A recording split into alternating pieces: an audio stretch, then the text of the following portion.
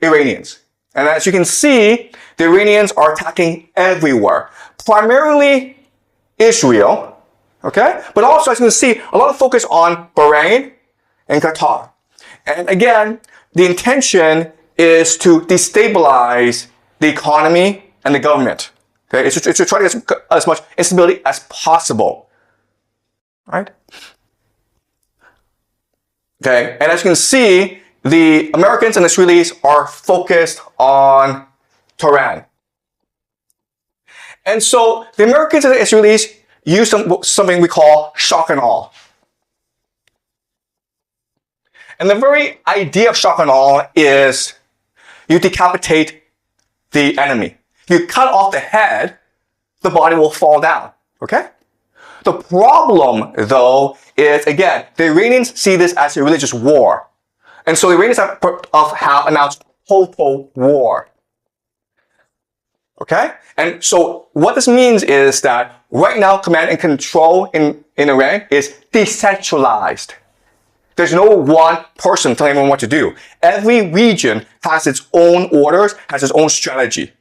And so if you knock out Tehran, everyone else keeps on going.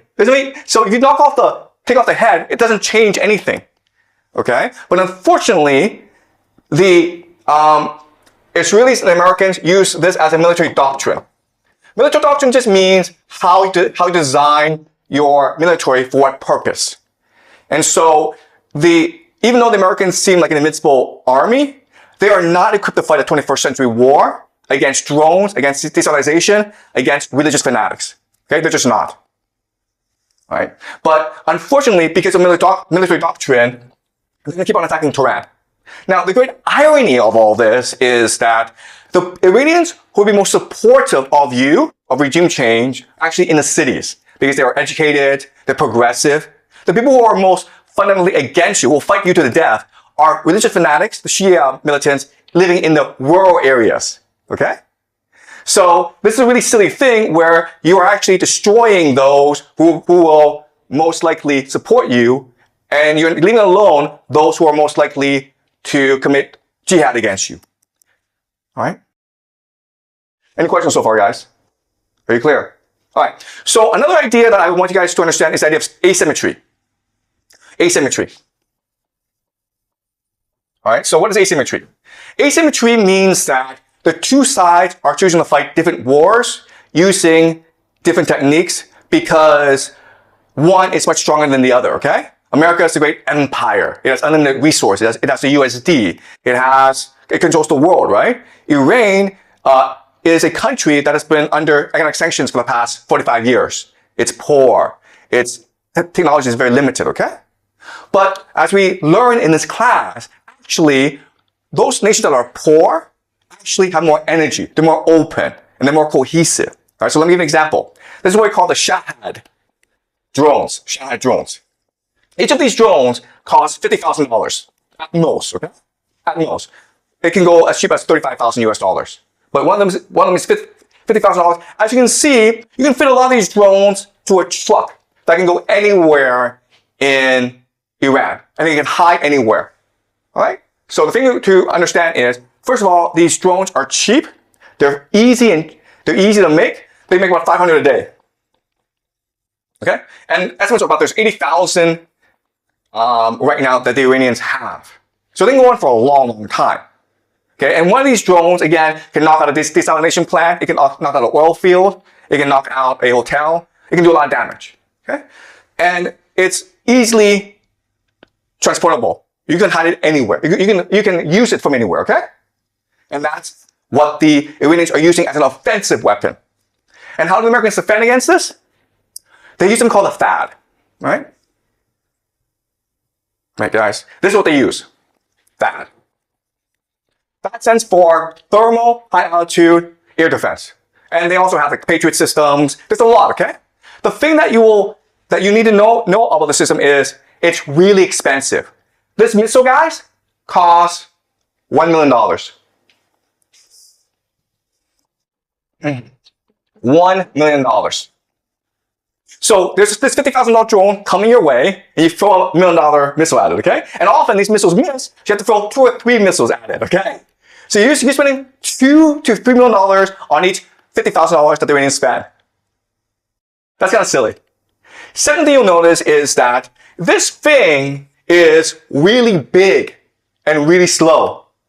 And therefore, you can't really move it around. Therefore, it's pretty easy for the Iranians to spot where this is and attack it. And then when these things blow up, that's a lot of money, guys. Okay? Then you're like, but this makes no sense. You know the Iranians have drones. They've had drones for like 10 years. You've also seen drones used in the Russia-Ukraine war to devastating effect. Why don't the Americans know this? Why did they prepare? Okay, and again, it has to do with military doctrine. Because military doctrine determines how you fight a war, it determines on your bureaucracy, and it determines how you spend your resources, okay? And unfortunately, the Americans are used to fighting something called the Cold War. Right? In the Cold War, because you can actually fight the war, you can actually use, kill each other because then people use nuclear weapons. The Cold War was about flexing. Flexing. Okay? You see how big and powerful I am? Me! Okay? That's all it was. These weapon systems are designed to scare the crap out of you. They are designed to impress you. And as a result, they cost a lot of money, and they really don't do anything, all right? So that's the entire American military. It costs a lot, and it doesn't really do anything. And it's not resilient. It's not innovative. It's not open, all right? Also, the other thing I have to say this, okay, is if you look at the American military, it's corrupt. So this is really about corruption. So the Americans don't really care about winning a war. What they care about is spending as much money as possible because then they get a cut. It doesn't make sense. Right? And that's why the Americans are in the situation as they are. All right, let's continue. All right. So, something that people don't really talk about, but you need to understand, it's the water issue in the GCC, in the Middle East, in Iraq. All right. So, this is a map of the world. And if you are light blue, Brazil, Canada, you have nothing to worry about because you have a lot of water, a lot of fresh water, very little population. All right. So, 100% just means 100% water stress just means that you drink as much water as the environment produces. Okay? So you want to be below 100% to be sustainable. Ideally, you want to be at 10%. Okay? If it goes above 100%, it means that you are drinking more water, using more water than the environment actually produces. Okay? So you're putting stress on the environment. So 20% is really bad, right? Because you're using twice as much water as the environment produces. Guess what, guys? Look at the Middle East, okay? Egypt. 6,420%. Saudi Arabia. 883%. All right? Bahrain. Almost 4,000%. Dubai. 17,000%. All right? So water is a huge issue. Again, it doesn't matter if Iran kills American soldiers, destroys American military. It doesn't have to do that. All it has to do is destroy the desalination plants. And then the GCC is destroyed, okay? But it's also true that Iran has water issues. 72% is pretty bad. Okay?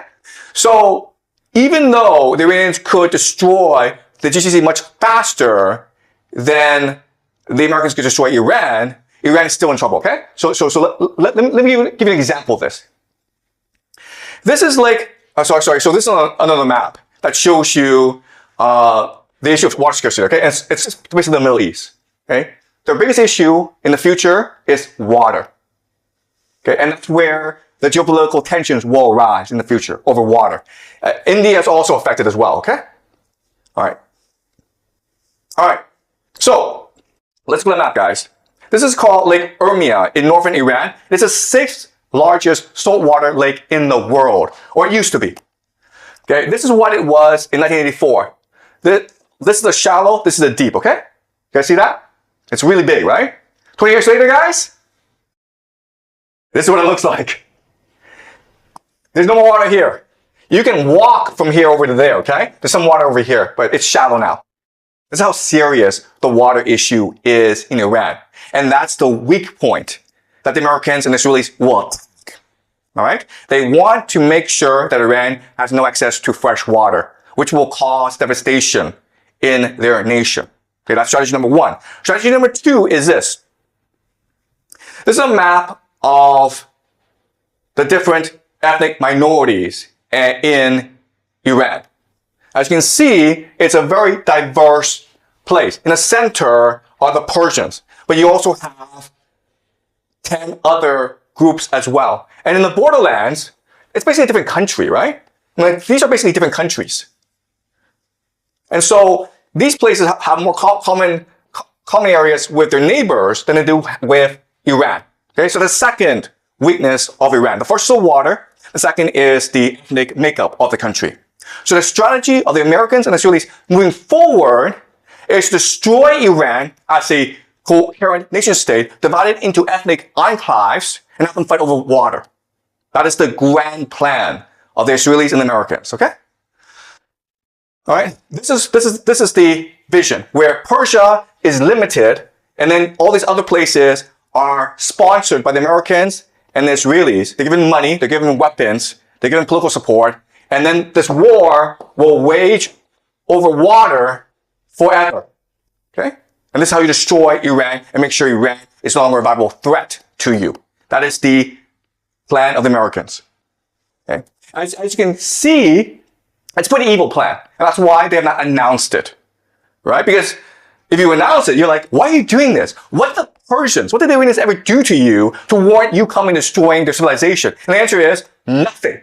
Right? So the Americans and Israelis will never admit they're doing this. But if you look at the map of water supply, of ethnic tensions, this is the optimal game theory strategy for them to use against Iran. Okay, does that make sense? This is a long-term plan that they have in place.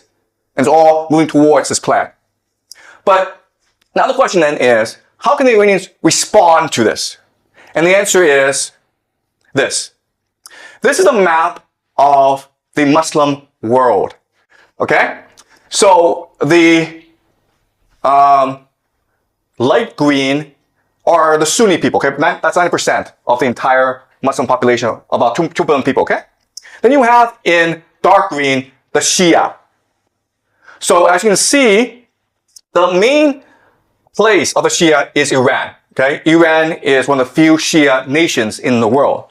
But you can also see from this map that Shia are spread throughout the world, okay? And so the first thing that the Iranians want to do is create a jihad to unite all the Shia against the American empire. All right, so what they want to do is create an uprising. And it's already happening, guys. The Shia in Pakistan stormed the American embassy in Pakistan, and the Americans killed a lot of people, okay? The Shia have attacked the American embassy in Iraq. The American embassy are being attacked in a lot of places, right? So the first strategy is to create a international global jihad of the Shia against the American empire. And it's already happening. It will continue for a long time because the Americans have killed the Khamenei, okay? And that requires vengeance. The other thing, though, is that it can unify the Muslim world, okay? If you look at this map, most of the Muslim world is actually run by dictatorships that are not popular at all, okay? And they're allowed to exist because of the American empire, right? You go to Saudi Arabia, Egypt, Algeria, these places, they're all run by clients of the American empire, right? So if you rally the people who hate their governments and you overthrow them, then that makes Iran the leader of the Islamic world. Not just the Shia world, but the Islamic world. And this creates something called Pax Islamica. That is the end goal, guys. Okay? If you do that, then you don't have to worry about the Americans and the Israelis anymore. Right? So the Israeli game plan, the American game plan is to fracture Iran into ethnic enclaves and they'll fight over water for the rest of their lives and they'll all die. The Iranian game plan is to create a religious war, a crusade that unifies the Shia people, that overthrows the American empire and establishes something called the Pax Islamica. Alright? Alright. So, again, the key is the GCC. Alright? So the game plan is this. You have to destroy the GCC. Why? Because the GCC is the linchpin of the American empire. So what the GCC does is this. It sells oil, and then for US dollars. Where does it put US dollars? It puts US dollars into the American stock market. Alright, so this is investments of the UAE, okay, Saudi Arabia, and Kuwait into the US financial markets. As you can see, from 2012 up to today, it's been exploding. Alright? Because the US financial markets is one of the safest places where you can put your money. The intention is this. The intention is, hey, if I cut off oil, and these countries no longer have access to US dollars, they're forced to spend whatever resources they have on protecting themselves, okay? And then guess what happens? The stock market collapses. The stock market collapses. The stock market is the real growth engine of the US economy. The entire US economy collapses with it. Alright? There are about maybe 7 companies in America that accounts for about a quarter of stock market growth, okay? These 7 companies, of course, are AI companies. NVIDIA, Microsoft, Google, Apple, okay? These are the companies, and then these companies are heavily invested in by the GCC nations. So if these nations are no longer able to invest in the stock market, these companies will collapse in value. And with that, that would lead to economic depression in America. Okay, does that make sense? Alright, so that is the situation for today. Today was just an overview, guys, okay? I know we covered a lot. I know there's a lot to take in. But over the next few weeks, we will explore each issue in depth and really understand what's really going on, okay? Alright, so any questions, guys? Any questions about what we've just learned? Okay. If other countries such as Italy, France, China, or Russia, they have also joined this war, like, what's the cost of they join the war because of oil or those resources? Okay. That's a good question, okay? So I don't want to spend too much time on this question because we will explore this question as we move along, okay? So the question is, what brings the world into this conflict? And the easy answer is just oil access, energy access, okay? They need to protect their energy supplies. Because remember, it's a very complicated situation because Europe is now fighting Russia. So Europe is not buying any oil resources, energy resources from Russia. Therefore, it depends a lot on the GCC. So the GCC is not providing them energy, then Europe will go bankrupt. Okay, so Europe needs to enter this war on behalf of Americans. Okay, and then you have Russia, which cannot allow Iran to fall because if Iran falls, then they'll come after Russia next. All right, China is actually neutral. China's okay with either scenario. But that's just the way that the Chinese system is set up. Okay, so we're going to explore this question as we move along. But it's a very complicated issue. All right? Okay? And each nation will have its own different strategic interests to consider. All right? And what we need to know, what we need to figure out is that this war in the Middle East is actually connected to the Ukraine war. And as we move along, I'll show you how these two things connect together. Okay? Any other questions, guys? Okay, great. So we'll continue this discussion on Thursday, okay?